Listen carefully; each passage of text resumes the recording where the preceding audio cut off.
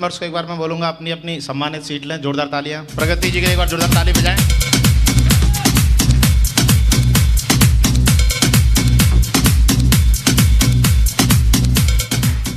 Hello, इस programme की सबसे बड़ी रिकॉग्निशन, बात सही है या नहीं है? बात सही है या नहीं है? छोटा पैकेट, छोटा पैकेट, बड़ा धमाल सैंपल है भाई ये। बात सही है या नहीं है? आगरा वालों तैयार हो? डिस्कवरी चैनल कितने लोग देखते हैं? चलिए बहुत बढ़िया। मैं जानकारी दे देता हूं थोड़ी सी। एक्चुअली डिस्कवरी चैनल पे आप लोगों ने शेरों के झुंड देखे होंगे, देखे या नहीं देखे?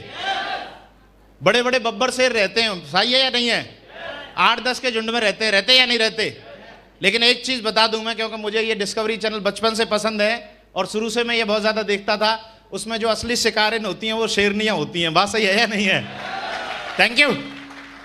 झुंड तो केवल साथ देने के लिए रहते हैं। हेलो, स्ट्रेटजी और प्लानिंग वो हमेशा शेरनी की रहती है। हाँ जी, तो ये वो शेरनी है जो अपने झुंड के साथ शिकार पे जब जाती है तो खाली हाथ लौट के नहीं आती है। बात सही है या नहीं है? और जो जो इनके साथ में, मैं ये जानता हूं, जो जो इनके साथ में काम करेगा, मतलब मैं लिटरली ऐसा कोई दिन नहीं जाता जब मेरी प्रगति से बात नहीं होती। और सच बता रहा हूं, अगर आगरा में दमदार और पावरफुल परफॉर्मेंस अगर कहीं देने की अगर बात करें तो मैं प्रगति का नाम लूंगा। बात सही है या नहीं है? तो मैं इन्हीं के द्वारा बहुत सारी बेसिक्स, कहां से इतनी एनर्जी लाती है, कहां से इतना बढ़िया बोल सकती है, कैसे इतना अच्छा लोगों को कन्विंस कर सकती है, बिल्कुल मतलब बड़े बड़े लोगों को, बिल्कुल दिग्गज लोगों को भी एकदम पसीने छुड़ा देती है। बात सही है या नहीं है? तो इसके अंदर ये काबिलियत कैसे आई, कहां से आई, जानना चाहते या नहीं जानना चाहते? बनना चाहते हैं प्रगति जी के जैसे?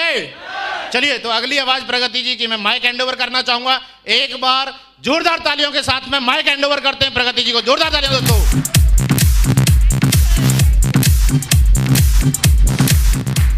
Thank you. वाओ, रियली जब साइन अप करते हैं तो ऐसा कुछ लगता है क्या? यस या नो? नो, एक्चुअल में नहीं लगता, इतना सब कुछ नहीं देखा होता। Thank you. आप सभी लोगों का मैं दिल से धन्यवाद करती हूँ जिन्होंने मुझे इतनी जबरदस्त तरीके से स्वागत किया। एक बार आप लोग अपने लिए तालियां बजा लें।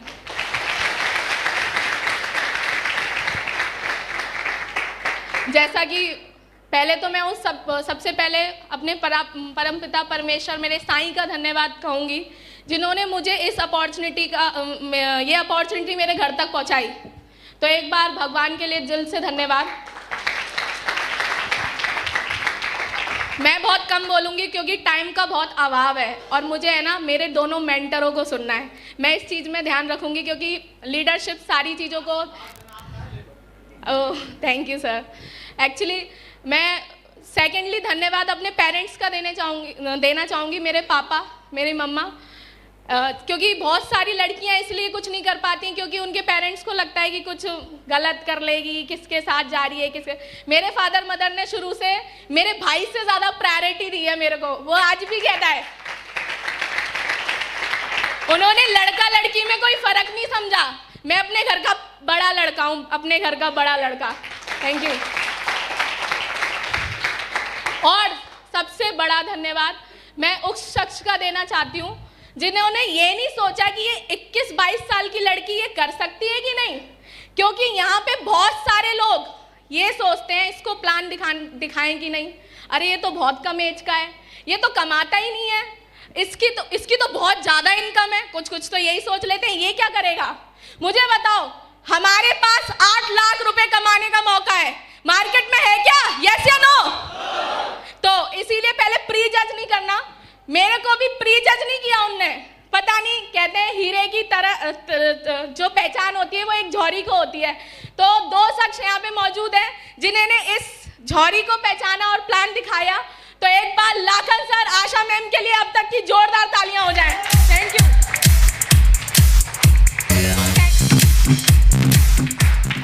Thank you. मैंने प्लान देखा, प्लान बहुत अच्छा लगा मेरे को। डायरेक्ट सेलिंग कॉमन सेंस का बिजनेस है। जो पैसा ऐश्वर्या राय को मिल रहा है वो मुझे मिल रहा है। सिंपल, ऐश्वर्या राय जी ऐड करती हैं और मार्केट में डिमांड है।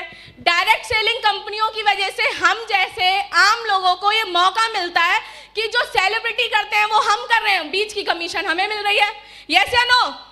कॉमन सेंस का बिजनेस है ये एक्चुअली में। मुझे अच्छा लगा, प्लान देखा, बहुत अच्छा लगा, लेकिन पैसे नहीं थे मेरे पास। ये बोलते हैं कि नहीं आपसे लोग? मार्केट में जब आप प्लान शो करते हो तो मोस्ट ऑफ दीज लोग क्या बोलते हैं? पैसे नहीं है। तो मेरे पास भी पैसे नहीं थे, और जब मैंने घर पे जाके मम्मी पापा को डिस्कस किया तो क्या होता है ना, हम इतने ज्यादा ओवर एक्साइटेड हो जाते हैं कि आधा तो तभी भूल जाते हैं। आप मुझे बताओ, किसी प्रोस्पेक्ट को प्लान दिखाते हो आप, तो क्या वो तुरंत उतना अच्छा बता सकता है? ऐसे ही मेरे साथ हुआ, मैंने आधा उल्टी कर दी घर पे जाके, और पापा ने कहा हमारे पास नहीं है, तेरे को लगाना है तो तू अपना लगा। अब प्लान देखा, मुझे अच्छा लगा, तो मैंने ये सोचा कि ठीक है, अभी तक यहाँ पे ये बताइए कितने लोग हैं जिनके बच्चे सीबीएसई में पढ़ते हैं? हैंड्स रेस करिए। आप मुझे बताओ, लाखों रुपए लग जाते हैं कि नहीं? 12th तक लाखों रुपए लग जाते हैं। मेरी फैमिली में मेरे फादर मदर ने अपनी लेवल से ज्यादा करा और उन्होंने मुझे सीबीएसई में पढ़ाया, तो लाख रुपए तो वैसे ही लगा चुके थे मेरे पे। तो मैंने एक डिसीजन लिया जो कि 21 और 22 साल की लड़की के लिए बहुत टफ था। मैंने इस बिजनेस को 5% सैकड़ा ब्याज पे लेके ज्वाइन किया था, वो भी एक नहीं 3 आईडी से 3। Thank you. 3 आईडी से लोग एक आईडी निकालने में ऐसे करते हैं। मेरे को एक बात समझ में आ रही थी, मेरी एजुकेशन यही लोकल की है, और इतने ज्यादा होपलेस हो जाते हैं कि नाम बताना मैं भूल गई। मेरा नाम प्रगति सक्सेना है, मैं आगरा से ही बिलोंग करती हूँ, वैसे सर ने बता ही दिया था, और एजुकेशन यहीं की है। लेकिन मैंने एक चीज सोची कि 30-35 हजार रुपए मैं ये समझ लूंगी कि ग्रेजुएशन की 1 साल की फीस चली गई। यस या नो? और फिर मैंने इस बिजनेस को शुरू करा, और जब हम शुरू करते हैं ना तो इतना इजीली तो होता नहीं है। मुझे बताइए, एक अधिकारी लेवल का बंदा क्या प्लम्बर का काम कर सकता है? प्लम्बर का काम तो प्लम्बर ही करेगा ना। Difference between the knowledge only. क्या रीजन है? नॉलेज का। मैं क्या कर रही थी, मैं DVVNL में जॉब कर रही थी, बहुत अर्ली एज पे 21 साल की उम्र में मेरे को नौकरी भी मिल गई थी। 6 महीने नौकरी में बीते थे, और मैंने जैसे ही प्लान देखा और ब्याज पे लेके ज्वाइन किया। अब मेरे को जब ज्वाइन करते हैं तो क्वेश्चंस आते हैं कि नहीं? तू क्या करेगी? अभी मेरे से तो पता है मोस्ट ऑफ दीज लोग क्या कहते थे, लाली हमने तो पूरी दुनिया देख रखी है, तूने क्या देखा है? तो मैं धीरे से सरका देती थी, पासपोर्ट है आपके पास? तो कहती नहीं। मैं कहा काय बात की दुनिया देखी है? लेकिन उनने मेरी एज की वजह से मुझे रिजेक्ट किया। कोई बात नहीं, लेकिन जब हमारे साथ प्रॉब्लम्स आती हैं तो आप मुझे बताऊं, प्रॉब्लम्स आती हैं तो भगवान सॉल्यूशन भी संग भेजता है कि नहीं? मेरे साथ भी सॉल्यूशन के रूप में एक शख्स मौजूद है जिन्होंने मुझे फॉलोअप करना सिखाया, इस बिजनेस में कैसे डीडी निकाली जाती है, बड़े लोगों से कैसे बात करते हैं, छोटों से कैसे बात करते हैं, लेडीजों से कैसे बात करते हैं, स्लाइड्स कैसे करते हैं, सब कुछ उन्होंने सिखाया। तो एक बार हमारे बीच में एक रूबी लीडर मौजूद है, मेरे जयपाल सर के लिए जोरदार तालियां हो जाए।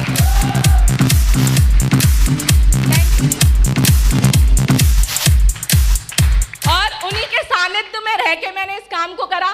पहले 3 महीने में मैंने सिल्वर क्वालिफाई किया, सिल्वर। फिर प्रॉब्लम आने लगी, तो फिर मेरी बात नितिन सर से हुई और उन्होंने मेरे को एक बात समझाई। मैं पता है बहुत ज्यादा फोबिया था, सर एज कम है, कोई सुनता ही नहीं है। तो ना एक ही बात कही थी जो यहाँ पे फिट हो गई थी, प्रगति 3 कारण होते हैं, लोग आपको सुनेंगे। पहला कारण, आपकी एज बहुत ज्यादा हो, तो एज तो पहले से नहीं थी। सेकेंडली, आपके पास अचीवमेंट बहुत ज्यादा हो, और तीसरा कारण, आपकी नॉलेज बहुत ज्यादा हो।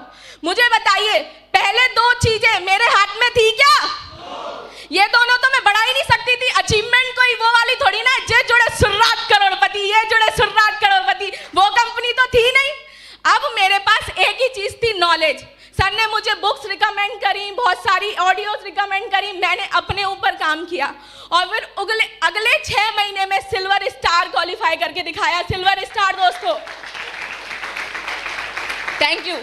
और फिर उसके बाद जैसे कि आपको पता है, स्टेप बाय स्टेप यहाँ पे अप्लायंस भी रूप ले लेके आते हैं। फिर मेरे को ओमी सर मिले, उन्होंने मेरे अंदर बहुत सारी वीडियोस भेजते थे, गर्ल्स की बहुत सारी, ये है बब्बर शेर है तू मेरा, ये सब कह के पूरा भर के रखा हुआ था। तो फिर उसके बाद अगले 6 महीने में मैंने 1.5 साल में इस बिजनेस में गोल्ड क्वालिफाई करके दिखाया। गोल्ड दोस्तों 250 की टीम बना के दिखाई। अभी मुझे आप बताओ, यहाँ पे सभी लोग इंडियंस हैं, मुझे ये बताओ किशन जी की माता जी कौन थी और उनने किसकी परवरिश में वो बड़े हुए थे, बताएं? तो मेरी है ना यहाँ पे 2 यशोमती मैया हैं, और वो उन 2 यशोमती मैया का नाम है नितिन सर और ओमी सर। के लिए मेरी 2 यशोमती मैया है। Thank you. अब मुझे बताओ, जब परवरिश ही इतनी तगड़ी हो रही है तो डायमंडशिप कैसी होगी? आप अंदाजा लगा सकते हैं। देखिए, इन 2 सालों में मैंने एक ही निचोड़ निकाला है, जो मैंने बुक्स पढ़ी या कुछ नॉलेज अपडेट करी है। सीखना हर लेवल पे होता है और मैं सीख रही हूँ, तब मैं आगे बढ़ पाऊंगी। मेरे को एक ही बात समझ में आती है, see the more people show the more plan, see the more people show the more plan. Simply, आज मेरे मामा ज्वाइन नहीं है इस बिजनेस में। कौन ज्वाइन नहीं है? सगे मामा। मेरे पापा को लग रहा होगा मेरे साले के लिए ऐसे कह रही है, लेकिन मैं आपको बता दूं, मेरे मामा ज्वाइन नहीं है, मुझे इससे कोई फर्क नहीं पड़ा। बहुत सारे लोग ये सोचते हैं हमारे रिश्तेदार नहीं करेंगे तो कैसे चलेगी हमारी टीम, कैसे बढ़ेगी, लेग कैसे चलेगी। मैं आपको बता दूं, इससे फर्क नहीं पड़ता कि आप किसको बता रहे हैं, इससे फर्क पड़ता है आप कितनों को बता रहे हैं, कितनों को बता रहे हैं। सेम प्रोसेसिंग है। ऐसा कभी नहीं होगा 2 को बताओगे 4 जुड़ेंगे, लेकिन ऐसा जरूर होगा 40 को बताओगे 20 जुड़ेंगे या 10 जुड़ेंगे। मेरा रेशियो थोड़ा अच्छा हो गया है, मैं 20 को प्लान दिखाती हूँ तो 25 ज्वाइन करा सकती हूँ, लेकिन मैं एक फ्रेश लेवल के लिए कह सकती हूँ कि आप 10 को बताओगे तो 2 आपके साथ आएंगे ही आएंगे। बिना मामा के 500 की टीम बना के खड़ी कर दी। Thank you. दूसरी चीज मैं आपको बताना चाहूंगी, जैसे बात अभी कमिटमेंट की आ रही है, कमिटमेंट की, तो हम जब प्लान दिखाते हैं तो प्लान में क्या कहते हैं? पहले साल में आपके साथ 10 लोग आते हैं, यस या नो? दूसरी में कितने आते हैं? आपकी नॉलेज चेक कर रही हूं मैं। दूसरी में कितने आते हैं? ठीक है। अब मुझे बताओ, मुझे इस बिजनेस में कितने साल हो चुके हैं? दूसरी साल मेरी रनिंग है, मतलब तो मुझे बताओ मैं रेशियो से 5 गुना ज्यादा चल रही हूँ कि नहीं? 100 होते हैं, लेकिन मैंने कितने बना दिए? मतलब 500 की जिंदगी बदल दी और 500 का डीएसए बना दिया खुद के बाद। तो अभी 500 के साथ मैं आज खड़ी हूं, तो तीसरे साल में कितने लोग आते हैं? 1000। तो ये तीसरी साल में जब मैं स्टेज पे आऊंगी ना, तो 1000 नहीं होंगे, पूरे के पूरे 5000 लोग होंगे। 5000। Thank you. और 2021 में मुझे नहीं पता आपके पास इस काम करने को रीजन है कि नहीं। इतनी ज्यादा प्रॉब्लम्स आ जाती हैं, अभी तो कुछ के पास ये बहाने होंगे कि मेरे 7 दिन के व्रत हैं।